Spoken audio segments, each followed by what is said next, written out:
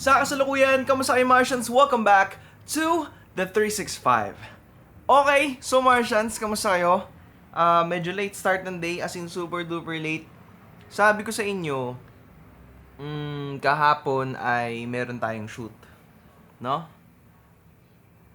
Nung pagka-render ko ng vlog natin, tapos, yun na, na-release na, nag-chat kami ng client. My God! Risked po yung shoot natin. So, probably, today is the rest day of the body. You know? Pahinga lang ako ng todo today. Tapos, ito na talaga, Martians. Ito na yung huling-huling beses na makikita nyo. Nagamit ko tong lente na to. Kasi, after posting it and endorsing it, may kukuha na po ng lente natin ng Viltrox 16mm f1.8. Ito siya. Okay naman siya for vlogging. Okay naman talaga siya. Pero, yun nga, at some point talaga kailangan natin i-upgrade to. And we're going to say bye-bye to f1.8 finally. We're going back to 2.8. Ano pa ba? Bibili na tayo ng lawa. Benta na natin to. Well, ito na, may kukuha na. Upang nga pala, may kukuha na. At ayun, papakita natin siya mamaya. But today, since nga nawalan tayo ng ganap, na risked, ito na lang may share ko sa inyo, yung ginagamit kong camera pagdating sa food photography at yung ginagamit kong camera pagdating sa food videography. Kasi yun talaga yung shoot natin tomorrow. Yun. Papakita ko sa inyo yung setup, yung mga gears na ginagamit natin para doon. Grabe. Testing. Okay, so guys, ito yung mabilisang tour ng ginagamit ko tuwing mag-shoot tayo. Yung super duper quick gear talk tayo. Slight gear talk lang naman. Habang iniintay natin yung bibili ng lens, ito ang gamit kong camera for tomorrow shoot. Dahil nga na-move yung shoot natin, nalipat tayo ng Saturday tomorrow doon sa cafe na kukuhanan natin. Yun. Today will be just pure gear talk. Ito ang gamit ko sa mga curious dyan. Sa food photography na ginagawa ko, ito, Sony A66.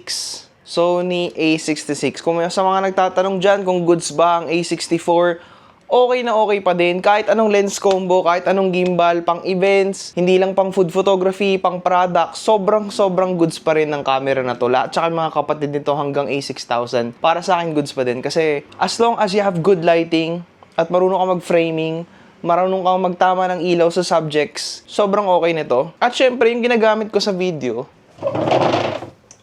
at tayo mas magandang angulo, guys. Para medyo maganda-ganda yung tama ng ilawan sa atin. So, ito guys, yung vlogging setup ko. Ito yan. Ang gamit ho natin ay pang video to guys ha. For everything I do, that's very cinematic. That's never leaves my side. Itong Sony A7S III. Itong microphone ay Joby Wavo Pro. Tapos itong lens, itong i-out na natin ngayon or mamaya is itong Viltrox 16. Papalitan na natin siya ng Lawa 10mm f2.8 dahil nababash na tayo sa TikTok sa pinaggagawa nating unboxing, which is good. At saka marami tayong tanong na sasagutin sa previous video rin natin about sa Lawa. So, I'm really excited na makapag-vlog na gamit yung lens na yun. Isa rin sa mga lens na gamit ko ho ay, bukod dun sa 28-105 na pinakita ko sa inyo, ito, my dream. Ito yung dream lens ko. Ayan. Ito yung 35mm f1.2. Napakatagal kong pinangarap tong lente na to. Kaya kahit hindi ko pa siya mahanapan ng silbi sa ngayon, hindi ko pa magamit for photography. Pero nagagamit ko naman for video, siguro for reels. Kapag gumawa tayo ng bagong memes. yun ang lens na go-to ko. Kaya, yun yung dalawang gamit. Dalawang camera talaga actually dapat. Especially kung medyo tight ang budget ni client. Kung kailangan mo mag-photography at videography mag-isa, kailangan mo talaga ng dalawang camera. Well, not unless yung gamit mong camera is, kung may A66 ka lang or A64, kaya na ng isa. Pero sa akin, para medyo mas mabilis, mas efficient ang trabaho, at saka dahil nga video-centric ang A7S III, gamit ko talaga A7S III purely for video. Hindi ko siya pinang-photo. Kung ibang photo ko man siya, sobrang bihira. Well, not really. Medyo mataas na yung shutter count ng camera eh. Pero palag pa rin. Napalag pa rin yung camera. Though, siguro in the near future, bibili tayo ng isa pang camera talaga. Yung A66 kay Hope yun. Shoutout kay Hope. Love you very much. Hope to see you soon. Feeling ko kailangan ko bumili ng either A7C Mark II para may Bcam na tayo pang video. Bukod sa... Kasi mostly this year, for sure, yung mga projects na naman is corporate, interviews, puro mga ganun kasi talaga ako umiikot. Hindi talaga ako nag-events. Hindi para sa akin ng events. Honestly, hindi talaga para sa... Not for me. Unless super special event siya, or super special, like, let's say, wedding ng friend ko. Si Gino, shoutout sa'yo. Gino, kung mag-upload ka man, mag-upload ka na. Kung napan mo man to, mas maganda. Yung wedding mo, i-shoot pa natin. Di pa ako nakapagpasa sa'yo ng mga gagawin. But yun nga, so far, happy naman. Happy naman at solid naman yung gear setup na ganito. Bukas, pwede ko kayong ipakita sa inyo yung lights, syempre, kung ano yung mga gamit ng ilaw, para tayo magtama ng ilaw sa pagkain. Kung pwede naman, medyo in-depth nga lang yun. Hindi ko lang kasi basta-basta, pwedeng alam yun, pwedeng ipakita kung paano ko siya ginagawa. Kasi it would be basically removing my value. Kaya siguro pag hindi ko na to ginagawa, yung mga photography, videography stuff, mas share ko siguro sa inyo kung ano yung pinaka-pure detail. At saka pangit naman kung ibibigay mo for free yung skills na natutunan mo ng sobra-sobrang pinaghirapan mo matutunan, pinuyat mo, pinagod mo. Pwede ka magbigay ng onte, pero pwede ka rin magturo sa mga exclusive lang. Alam mo yun? Hindi mo pwedeng i-share lahat. Kaya kung i-breakdown ko sa inyo yung myth ng mga napapanood nyo minsan sa YouTube, minsan yung mga advice hindi yan totoo. Hindi yan legit. Kasi minsan mali yung binibigay nilang advice. Hindi naman sa dinidiscredit ko sila, pero one time may nagbigay sa akin ng trade secret na kapag nagsalita ka, wag mong ibigay lahat. Doon ako parang medyo na-discourage mag-talk or alam mo yun. Kasi ayoko. Kaya ako, kung magturo man ako sa isang tao or mag-share man ako ng knowledge ko, doon ako sa super duper, sa kaklose ko lang. As in, lahat ng secrets, secret moves, secret editing techniques, secret gears. May mga secret gears kasi tayo para sa akin. Well, I guess now, hindi naman siya secret. Hindi na siya secret kasi super duper ginagamit na siya. Yung sinasabi kong super duper secret gears, before, bago pa siya mauso sa Pilipinas, yung itong Pro Mist filter. Yan. Meron din ako ngayon dito sa Osmo, kaya hindi masyadong harsh yung mga highlights, hindi masyadong harsh yung mga ilaw, at saka yung mga shadows, hindi masyadong less contrast. Pero, hindi na siya trade secret, so usually I do this. Yeah. I use a Pro Mist filter with an ND filter para mas okay yung mga kuha. Pero mas may super duper secret techniques pa ako when it comes to lighting na siguro someday masishare ko sa inyo how to really achieve stock level type of footage. Pag sinabi kong stock level type, yung kamukha na siya ng mga stock footage na nakikita nyo. Ganun siya ka-cinematic. Ganun siya kaganda. Parang hindi mo mafe-feel nakuha mo yun. Yun yung nakakatawa. Well, one time Martians na feel ko yung feeling na yun na parang hindi ko siya kuha. Nung kumuha ako ng mga students na may lahi. Ito yung video na yun, ito yun, yung Tamron 28-75 na video ng unang kuha ko pa ng A7S III. Kinuhanan ko mga students ng nursing, puro sila may lahi. And super duper, napakaganda ng kinalabasan ng footage. Parang hindi ako yung kumuha, parang taga-ibang bansa yung kumuha. Kaya siguro dahil sanay na yung mata ko sa pagkuha ng Pinoy, medyo parang okay na siya on my... Parang, ayun, it works. It's good. It looks good. Pero iba yung feeling kapag kinuhanan mo may lahi. Katulad nito, ito. Recent shoot ko lang din to last year. Client ko siya. Company niya. InnovaCare ata yung tawag sa kanila. Nag-shoot kami ng interview niya sa hotel room niya. And eto, yan, 'di ba? Okay yung lighting. Pero marami pa akong pwedeng gawin diyan kasi rush shoot to eh. Pero so far happy ako sa result nito kahit 2 angles lang siya. Though hindi nila ako binigyan ng B-roll footage para dito. Pero happy naman ako. Usually meron pa ako katulad nito. Ito yung interview namin dati nung nag-shoot pa kami at saka ni nag-shoot kami ng ano ba yun? Ano bang tawag dun? Basta ito yun yung company na yun, yun. Ito yung interview na shoot namin, di ba mukhang Netflix na ewan, kakaiba siya. As meron pa ito, yung gawa ko sa DS Global, gawa namin ni Jean. Someday makikilala nyo si Jean sa vlogs. Si Jean ay napakahusay na videographer. Sobrang husay, mas magaling pa ho sa akin. Yan yung kuha namin dalawa, yung interview namin dalawa dun sa yung first project ata namin yan sa DS Global before. Kaya ayun. Medyo marami-rami na rin ako nagagawang interview. Kaya paborito ko talaga corporate kasi ewan ko bakit in love ako sa process ng pag-shoot ng interviews. Kasi siguro yung pagtama ng ilaw, pag-place ng audio, yung laging alam kong may mas gaganda pa pero hindi ko laging nagagawa. Kasi parang siguro isa sa mga factors is kulang pa ako sa lighting. Gusto ko ng lighting na medyo mas malakas pa. Like, Landlight 720B, mga ganun yung gusto kong ilaw. Or FC500, kahit isa lang makapagdagdag tayo this year. Sana mapanood din to ng Nanlite if ever. Pero, ayun, super duper happy naman ako. Ano pa bang pwede ko ipakita sa inyo mga na-shoot ko na? Eto, kung pwede, ipapanood ko sa inyo. Hindi, habang siguro sinasabi ko na lang ito yung project ko. Hindi, wala. Hindi pala pwede. Kasi wala rin pala akong ginawa masyadong lighting. Saan pa ba ako mayroong ginawang lighting na project? Let's see. Titignan ko dito sa Google Drive ko. And by the way, Martians, kapag gagawa kayo ng portfolio, parang awa nyo na, huwag nyo naman i-compile lang sa Google Drive. Gumawa ka ng website, alam mo yun, gumawa ka ng Wix, gumawa ka ng, ano pa bang pwede mong gawin? Basta gumawa ka ng website, or gumawa ka sa ano nga ba yung akin? Wix ata yung akin. Libre lang ang paggawa ng website, guys. Kaya kung ako sa inyo gumawa na kayo, tigil nyo yung kaka-compile ng Google Drive. Parang, ewan ko, mas maganda kapag bukas nila website na nandiyan na agad lahat, pero hindi ko pa nare-reveal yung portfolio ko sa inyo kasi private yun. Private, sorry. Pero ganun talaga. Meron pa ako iba eh. Ano pa ba mga paborito ko na gawang ilawan? Ito, may project ako isa sa Kobe. Project namin ni...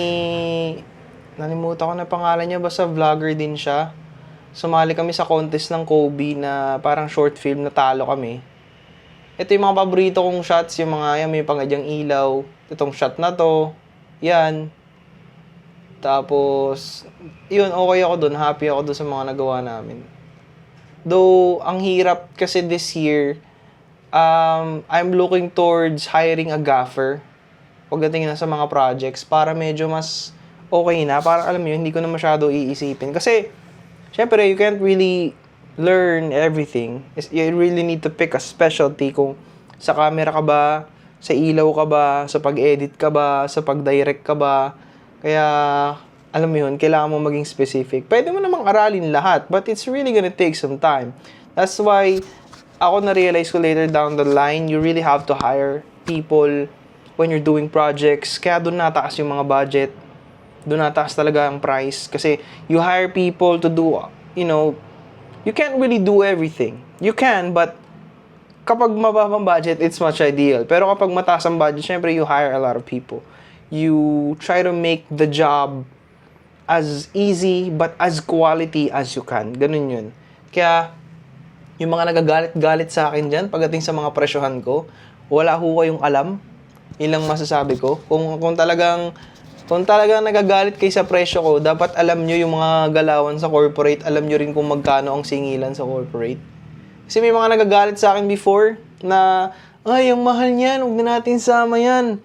Yeah, Oo, mahal ako. Medyo mahal ako on the pricey side. Kasi, para sa akin may value yung work ko. And, hindi naman itong career kasi na to, videography, photography, hindi ka naman nag-i-invest para magmura. Nag-i-invest ka para magmahal. Pag sinabi ko invest sa gears, invest sa skill, invest sa tao. Yung iba kasi napapako na lang sa murang TF, tapos mayabang pa, tapos saksakan pa ng sama ng ugali. Wala na akong pakisasabihin ko talaga to, pero wala, ganun sila eh. Yung mga ganung klaseng tao, meron talaga sa industry na to. Kaya sa mga baguhan, mag-iingat kayo sa mga ganung klaseng tao. Tandaan nyo, ang masayang shoot at ang less toxic na shoot ay puro tawanan. Alam nyo yan ni Mark, alam ni Julian, alam ng mga tropa yan, na ang totoong shoot ay puro tawanan lang talaga. May seryosong parts, pero alam mo yun, it doesn't feel toxic and it doesn't feel wrong. It's supposed to feel right.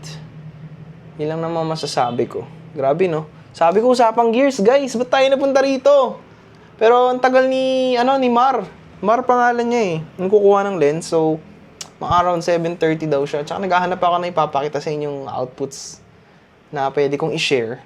Well, at the best case is one of my best examples way back then, guys, sa nagtatanong kung goods ba ang Sony A64. Guys, sobrang goods. Alam niyo kung bakit? Nakarating ho ako ng Team Payaman ng A64 lang ang bitbit ko. Nakapag-shoot ako ng project with Milkmaid, Potato Corner, ano pa ba yung naging project ko with Foods? Kasi under Food Manila to.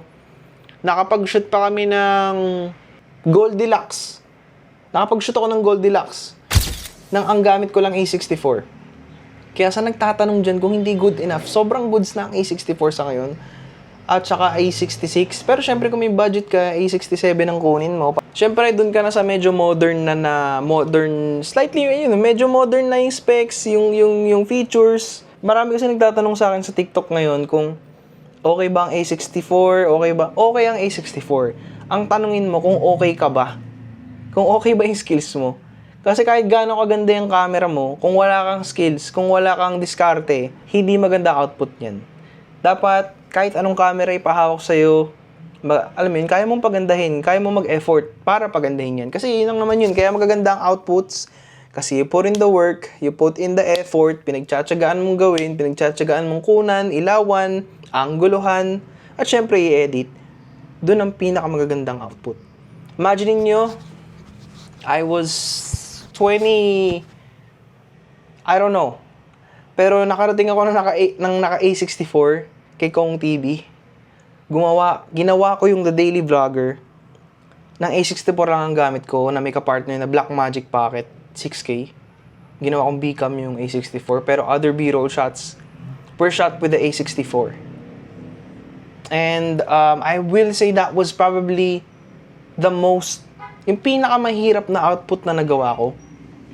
Given na that time limitado lang yung skills ko, tapos, alam mo yun, pag nandun ka na wala kang pwedeng hindi mo kayang gawin.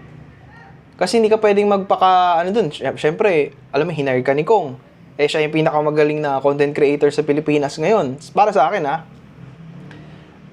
that time, takot ako kasi nandun ako sa part na mamimit ko ba yung expectations niya o hindi. Kasi especially sa editing, especially sa, alam mo yun, sa shooting.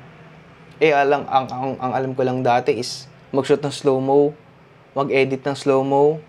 Hindi katulad ngayon na kung papanoorin nyo yung mga recent na gawa ko, at last year, nag-After Effects na ako, ini-incorporate ko na siya sa workflow ko. Alam mo, inaral ko na talaga siya, kaya yung mga recent output ko kay Malapiton, kay Ato, pumapalo ako ng After Effects, tsaka yung isa kong output yung sa Ramen Wave. Kaya, yun lang masasabi ko, guys. You put in the work, you put in the effort, and it's all gonna turn out great.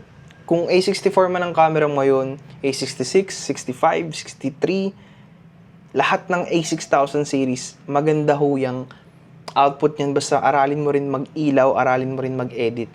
You're gonna be safe, and you're gonna be good. Napahaba na naman natin ang bilag for today's video. Kaya kung video shooter ka, videographer ka, comment down below ano yung gamit mong camera. share mo naman sa akin kung anong gamit mong camera, anong gamit mong pang-edit. Pwede rin natin yung pag-usapan sa susunod na vlog kasi previous vlog, walang nag-comment kung ano yung pangarap nila sa buhay. So, natanong ko nga, ngayon, natanong ko kayo, anong gamit yung camera? Usap-usap tayo. I'm sure siguro may mga shooters dyan na nanonood sa akin. So, I hope you guys can comment down below. Okay, so ito na, dito na siya. Hindi natin alam kung nasan siya, pero umaambon siya. Harry, kamusta? Kamusta? Nice to meet you, nice to meet you. Sir, kamusta, kamusta? Anong camera ang dala mo? Hindi na po nakapagdala, hindi na ako umuwi ng bahay eh. Alagaan mo yan, ha? So yun, okay na. Nabenta na natin yung lens. Wala na tayong wide lens pang vlog. Shit! Kailangan na natin bumili ng lawa sa sa lalong madaling panahon.